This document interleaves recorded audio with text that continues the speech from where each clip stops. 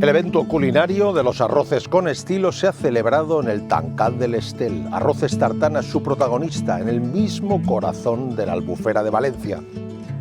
Allí convocaron a instagramers, youtubers, expertos en redes sociales como Nacho Martínez Sempere de Locos por los Arroces, a Germán y Bernabé del Chef del Garito o a Héctor del Chef Kent. También acudió Raúl de Arroces con Estilo. Se cocinaron arroces al horno, caldosos y, como no, la paella.